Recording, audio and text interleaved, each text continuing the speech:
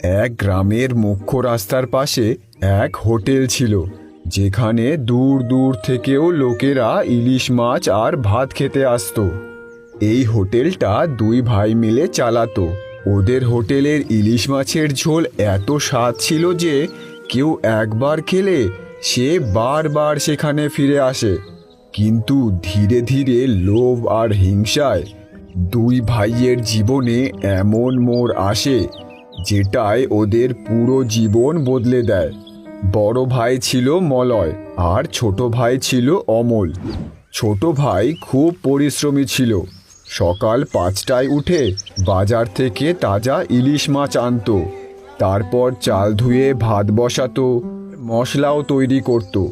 মাসের শেষে হোটেলে যা কামাই হতো সেই টাকা দুই ভাই সমান ভাগে ভাগ করে নিত, কেননা ওদের বাবা গত হওয়ার আগে ওদের ভুলে গেছিল দুজন একসাথেই কাজ করিস বাবা। তারপর একদিন গ্রাহকেরা যেই তাদের ইলিশের ঝোল মুখে দেয় সেই বলে, যদি ইলিশের ঝোলের আসল স্বাদ খেতে হয় তাহলে মলয় আর অমলের হোটেলে আসতে হবে। হ্যাঁ ভাই, যাই বলো না কেন, বাড়িতে বানানো ইলিশের ঝোলের থেকে মলয় অমলের হোটেলের ইলিশের ঝোলের স্বাদ মুখে লেগে থাকে। কেন আসবে না ভাই? আমাদের হোটেলের স্পেশাল বানানো মশলা, স্বাদ তো আসবেই। বাবার মৃত্যুর পর দুই ভাই মিলে হোটেল চালাতে থাকে। কিছু বছর তো সব ঠিক চলছিল, দোকানের কামাইও বেশ ভালোই হচ্ছিল। কিছুদিনেই দুই ভাইয়ের বিয়ে হয়ে যায়। মলয়ের মালতী নামে এক মেয়ের সাথে বিয়ে হয় আর অমলের সুলতা নামে এক মেয়ের সাথে বিয়ে হয়। এখন দুজনারই খরচা বেড়ে যায়। কি গো, আমাকে এই মাসে একটা শাড়ি কিনে দাও না গো।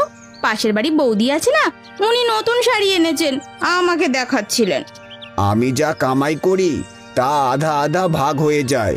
যা পাই তার মধ্যে তো তুমি অর্ধেক খরচা করো। এখন আবার কোথা থেকে আনবো শাড়ি? তাহলে তুমি একসাথে কেন কাজ করছো বলো তো? আলাদা হয়ে যাও না, ওনার থেকে তো অনেক বেশি টাকা কামাবে। একটাই তো হোটেল, আলাদা কি করে হই? আমি যাচ্ছি হোটেলে, তুমি শাড়ির স্বপ্ন দেখো। এই বলে মলয় হোটেলে যায়। হোটেলে গ্রাহক তো বেশ ভালোই আসছিল, ইলিশ ভাতও খুব খাচ্ছিল, কিন্তু এইদিকে কামাইও ভাগ করতে হচ্ছিল, যার জন্য মলয় ভাবে, সব কাজ তো আমি করি আর টাকা দুভাগে ভাগ করতে হচ্ছে। অমলকে যদি আমি সোজাসুজি বলি তাহলে তো ওকে ভাগ দিতে হবে, ওকে কিছু না কিছু করে বার করতে হবে। এইভাবেই দুদিন কেটে যায়। এরপর একদিন অমল বাজার থেকে ইলিশ মাছ নিয়ে এসে ইলিশ মাছ রান্নাও করে ফেলে। তারপর অমল একটু সেখান থেকে সরতেই মলয় সেই ইলিশের ঝোলে বেশি করে নুন আর লঙ্কার গুঁড়ো মিশিয়ে দেয়। তারপর সেই খাবার যখন গ্রাহকদের দেয়, গ্রাহকরা খেয়ে রেগে যায় আর বলে, আরে কি ভেবেছো ভাই, এত বেশি নুন দিয়েছো, এটা কে খেতে পারবে? হ্যাঁ, আর এতে লঙ্কার গুঁড়ো এত দিয়েছো, পেট খারাপ করাবে নাকি? এতদিন ধরে খাবার বানাচ্ছ আর এখন এত বড় ভুল কি করে করতে পারেন আপনারা? এগুলো সব অমল রান্না করে। আমি তো চাই খেয়েই দেখলাম, সব তো ঠিকই ছিল। তাহলে আমরা কি ভুল বলছি? বেশি নুন আর লঙ্কা দিচ্ছ যেন গ্রাহকেরা কম খাবার খায় আর তোমাদের বেশি লাভ হয়। আমি অনেক দিন ধরে দেখছি অমল, কিন্তু কিছু বলতে পারছি না। তুই কখনো এই ভুল করিস, কখনো ওই ভুল করিস। আমি তোকে এই হোটেলে রাখতে পারবো না, তোর জন্য আমার গ্রাহক কমে যাচ্ছে। কিন্তু দাদা, আমি কিছু করি নাই, আমি জানি না এমন কি করে হইল। হ্যাঁ ভাই, যদি এইরকমই চলে তাহলে কিন্তু আমরা আর আপনাদের হোটেলে খেতে আসবো না। দাঁড়াও দাদা, দাঁড়াও। শোন ভাই অমল, আমি আজ থেকে তোকে এই হোটেলে রাখতে পারবো না। তোর জন্য কি আমি আমার হোটেল বন্ধ করে দেব? তুই এখান থেকে চলে যা আর তুই যা ইচ্ছে তাই কর। ঠিক আছে দাদা, কিন্তু আমি এই সব করি নাই। অমল উদাস হয়ে বাড়ি চলে যায়। এখন আমি কি করুম? সুলতা তো আমারে সাইরে বাপের বাড়ি চলে যাবে। অমল বাড়ি গেলে অমলের বউ জিজ্ঞেস করতেই অমল সব কিছু বউকে বলে দেয়। আমি জানি না এইসব কি কইরে হইল, আমি এরম কেন করব? আমি জানি এইসব মালতী দিদি দাদাকে বলে করিয়েছে। তুমি চিন্তা করো না, তুমি আমার এই কানের দুল বিক্রি করে তুমি একটা ঠেলা গাড়ি কিনে নাও, তারপর দোকান দাও। আমার মনে হয় না এইসব ঘটনা হওয়ার পরও আমার কাছে খাইতে আসবে। তুমি ইলিশ মাছ তো রান্না করতেই পারো, লোকেরা আরো একবার খেলেই বুঝতে পারবে। তারপর শুরু তো করো, ধীরে ধীরে সব ঠিক হয়ে যাবে। তোমার দাদা এত লোভী, দেখো কিছু না কিছু তো একটা ভুল করবেই। ঠিক আছে। এরপর অমল সেই কানের দুল বিক্রি করে দেয়, আর সে একটা ঠেলা আর দোকান দেবার জন্য সব জিনিস কিনে নিয়ে আসে।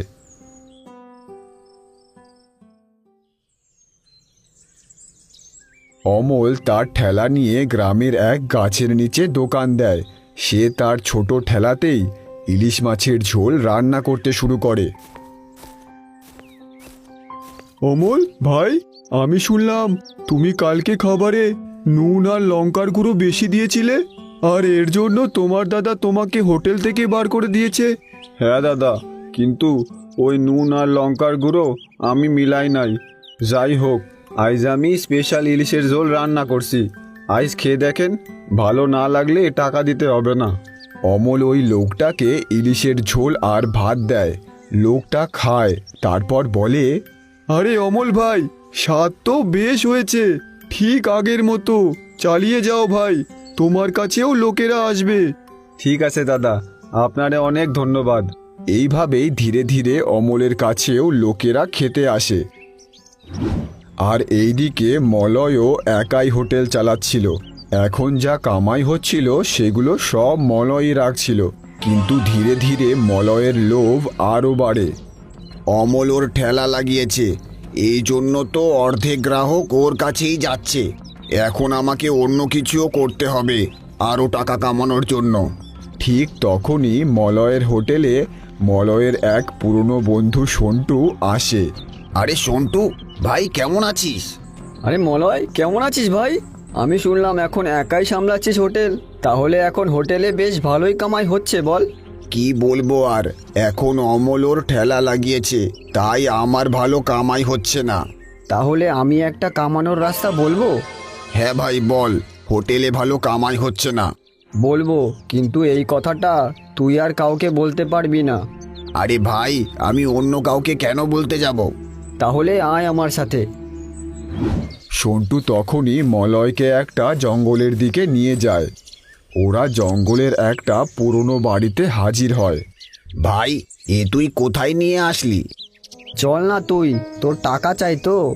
তারপর সন্টু মলয়কে ওই বাড়ির ভেতরে নিয়ে যায়। সেখানে কিছু লোক আগে থেকেই ছিল। আরে, এটা কাকে নিয়ে এসেছিস? ও আমার বন্ধু দাদা। তা কেন এনেছিস? দাদা, ও কাজ খুঁজছে, আর ও সাহায্য করতে পারে আপনার ব্যবসায়। ওর একটা খাবারের হোটেল আছে। বেশ ভালো, যা ওকে ভেতরে নিয়ে মাল দেখা।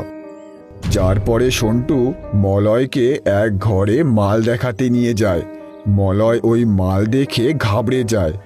কি হলো ভাই, চমকে গেলি নাকি? এই গুপ্ত কাজ করতে হবে তোকে। আরে, এইসব কাজ আমি কি করে করব ভাই? পুলিশেরও ভয় আছে। আরে ভাই, টাকার কথাও তো ভাব। এতে তুই এক মাসে যা টাকা কামাই করবি, তাতে তুই বড় বাড়ি গাড়ি সব করতে পারবি। কিছুদিনের জন্য কর, তারপর তো কোনো চিন্তাই নেই। এই সব শুনে মলয়ের মনে লোভ আসে, কিন্তু কোথাও না কোথাও ওর মনেও ভয় ছিল। দেখলে, কিন্তু শোনো, যদি এই ব্যাপারে কাউকে বলেছ, তাহলে তোমার জন্য সেটা ভালো হবে না। এই শুনে মলয় ভয় পেয়ে যায়, আর তার বন্ধু সন্টুকে বলে, ভাই, এটা আমার ঠিক লাগছে না, কাজ করলে কিছু হবে না তো? এতে এত টাকা আছে যা তুমি কখনো কামাতে পারবে না। ভেবো না, শুরু করো। এত টাকা কামাবে যে গ্রামের সবচেয়ে ধনী ব্যক্তি তুমিই হবে। ওরা এত টাকার লোভ দেখায় যে মলয় হ্যাঁ করে দেয়। তারপর মলয় বাড়ি চলে যায়। কি হলো গো, আজ দোকান বন্ধ করে এত তাড়াতাড়ি চলে এলে যে? তারপর মলয় তার সাথে ঘটা ঘটনা তার বউকে বলে।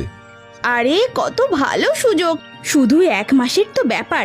তারপর যা টাকা হবে সেটা দিয়ে আমার জন্য একটা বড় সোনার হার গড়াবো। আমার অনেক দিনের ইচ্ছা। আর যদি কিছু হয়ে যায়? একে তো আমাদের হোটেল ভালো চলছে না, তুমি বেশি বেশি ভাবছো। কত টাকা আসবে ওটা তো দেখো। মালতীও খুব লোভী ছিল। এত টাকা আসবে এই ভেবে সে আর থাকতে পারে না। আরে তুমি সামনে দিয়ে বেচবে নাকি লুকিয়ে লুকিয়ে বেচবে? তারপর পরদিন সন্টু আবার মলয়ের হোটেলে আসে। হ্যাঁ ভাই, তাহলে কি ভাবলি তুই? হ্যাঁ ভাই, আমি বেচার জন্য রেডি, কিন্তু কবে থেকে শুরু করবি? তাহলে আজ থেকেই শুরু করে দে। তুই হোটেল চালা, আমি মাল আনার ব্যবস্থা করছি। তারপর মলয় হোটেল চালায়, আর সন্ধে হতেই সন্টু সব মাল দোকানের ভেতরে রেখে দেয়। হ্যাঁ ভাই, সব মাল আমি ভেতরে রেখে দিয়েছি। এইবার তুই মজা কর আর টাকা ছাপা টাকা।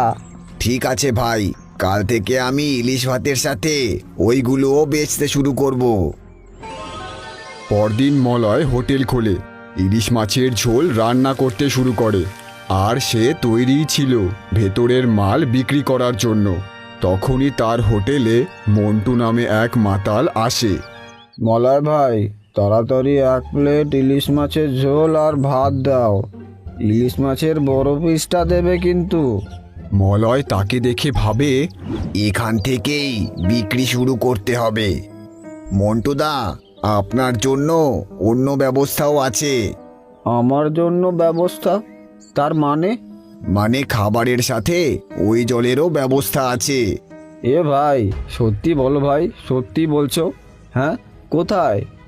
আরে আমাকে বলো, আর পেছনের জানলা দিয়ে নিয়ে নাও। এগুলো সামনে দিয়ে দেবো নাকি? ভাই, এইটা কিন্তু তুমি খুব ভালো করেছো। আরে পেছনে আসো, আমি তোমাকে দিচ্ছি। তারপর মলয় মন্টুকে সব জিনিস ব্যাগে করে দিয়ে দেয়। আরে ভাই, আজ তো মজাই এসে গেল। আরে কোনো ব্যাপার না ভাই, যদি আর কারো দরকার হয় তাহলে তাদেরও বলে দিও। আরে সন্ধে পর্যন্ত দেখো তুমি, কত লাইন লাগে তোমার হোটেলের সামনে। ঠিক আছে ভাই, বলে দিও। আর সন্ধে পর্যন্ত মন্টুর কথা সত্যি হয়ে যায়। দোকানের বাইরে লাইন পড়ে, আর রাত হতে হতেই সব মাল শেষ হয়ে যায়।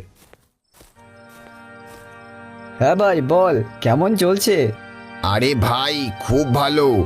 লোক তো আরো চাচ্ছিল, কিন্তু সব মাল শেষ হয়ে গেছিল। সত্যি ভাই, তুই আমার আসল বন্ধু, তুই বাঁচিয়ে নিলি আমায়। আর হ্যাঁ, সব মাল শেষ হয়ে গেছে তো, কাল আরো মাল লাগবে। আমি বলেছিলাম না তোর খুব ভালো বিক্রি হবে? তুই চিন্তা করিস না, আমি নিয়ে আসবো। এইভাবেই কিছুদিন দোকানে খুব বিক্রি হয়। মলয়ের দোকান খুব ভালো চলছিল।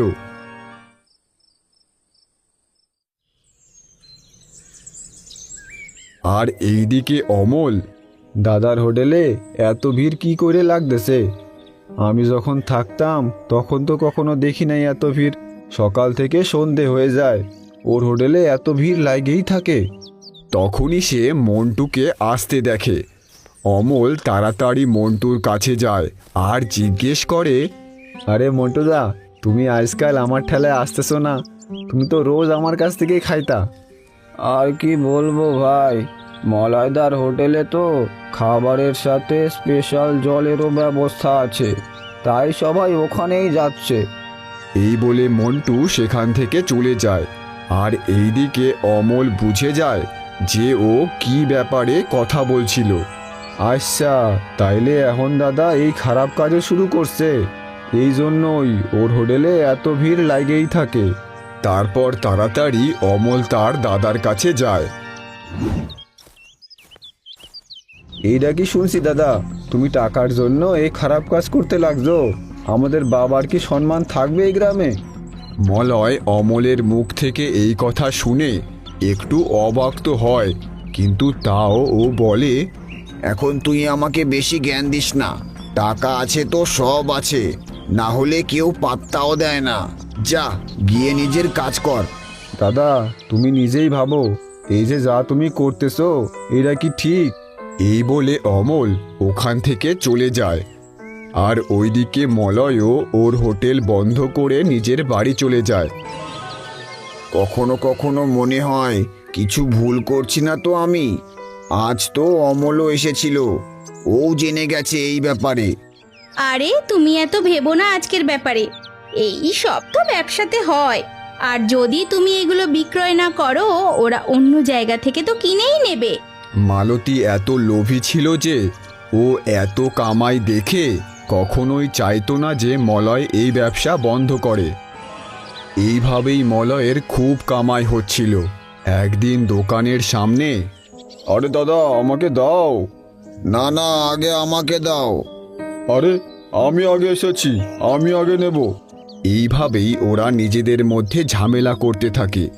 এই দেখে মলয় একটু ভয় পেয়ে যায়। এই লোকগুলোর জন্য পুলিশ না চলে আসে। এই নাও তোমাদের মালের ব্যাগ, আর তাড়াতাড়ি যাও এখান থেকে। মলয় আজকে তো তাড়াতাড়ি ওদের মাল দিয়ে দিল, কিন্তু কোথাও না কোথাও মলয়ও ভয় পায় যে কখনো ভুল না হয়ে যায়। এইভাবেই একদিন মলয় তার বাড়ির দিকে যাচ্ছিল। তখনই সেখানে রাস্তায় দুজন কথা বলছিল। তুমি শুনেছ মলয় ওর ইলিশ ভাতের সাথে কি বেচছে? ওর বাবার তো নামটাই ডুবিয়ে দিল ও।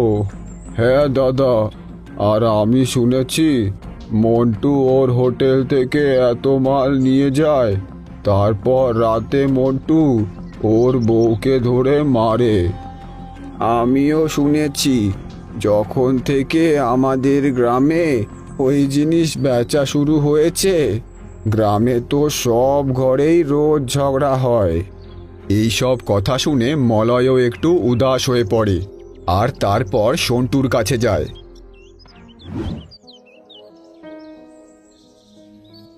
আমি বলেছিলাম আমরা খারাপ কাজ করছি, বলেছিলাম আমি। দেখ এখন গ্রামের লোকেরা কেমন কথা বলছে, আর এর থেকে কত লোকের ঘরে অশান্তি লেগে আছে। সন্টু, তোর মাল তুই নিয়ে যা, আর ভাই মানা করে দে ওদেরও যে আমি আর এই কাজ করতে পারবো না।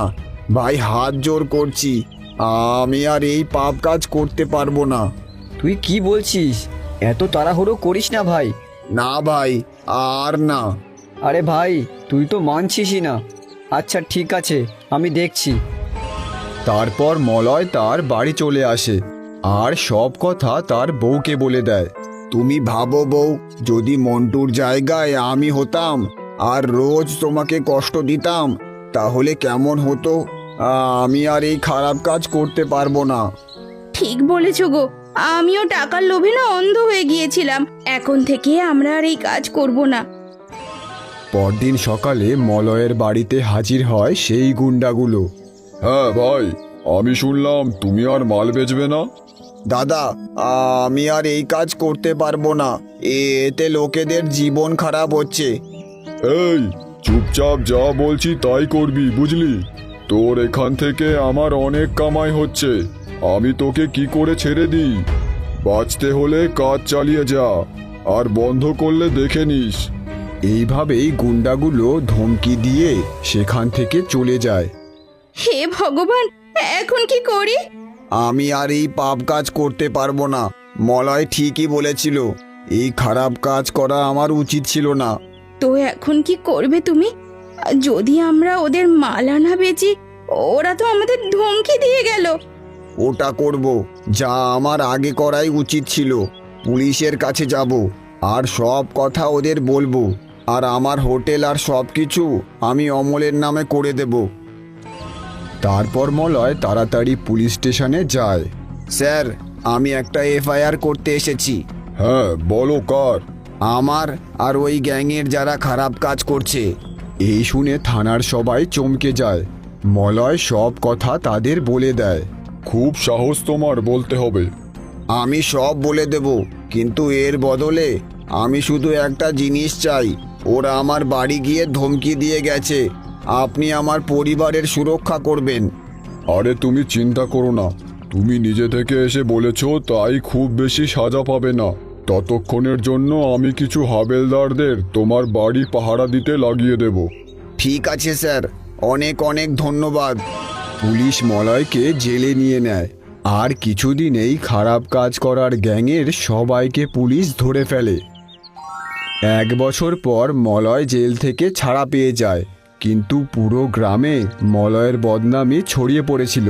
পুরো গ্রামের নাম মাটিতে মিশিয়ে দিলি তুই। এইসব কথা শুনে অমল রেগে যায়। চুপ করুন আপনারা, এই সব জিনিস আমার দাদা শুরু করছে ঠিক আছে, কিন্তু বন্ধটাও ওই করছে। আরে ও তো ভুল করেছিলই, এই কারণেই তো ও জেল খাটলো। তাইলে প্রধান মশাই, আপনার সাহস ছিল ওই গুন্ডাগুলোরে পুলিশের হাতে ধরাইতে? আমি তো শুনছিলাম আপনিও নাকি কমিশন খাইতেন। এইসব শুনে প্রধানও চুপ হয়ে যায়। আমার দাদা খারাপ কাজ করলেও কিন্তু ওদের ধরায়ে ওদের গ্রুপ একদম শেষ করে দিছে। যদিও চাইতো তাইলে এই কাজ চালাইতে পারতো।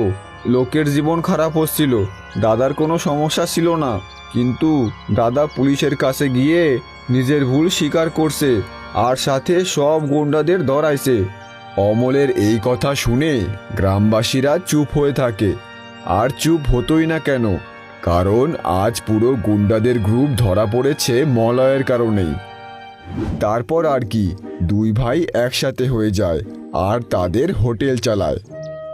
তাহলে বন্ধুরা, কখনো খারাপ কাজ করো না। যা তুমি আজ অন্যের সাথে করছো, কাল সেটা তোমার সাথেও হতে পারে।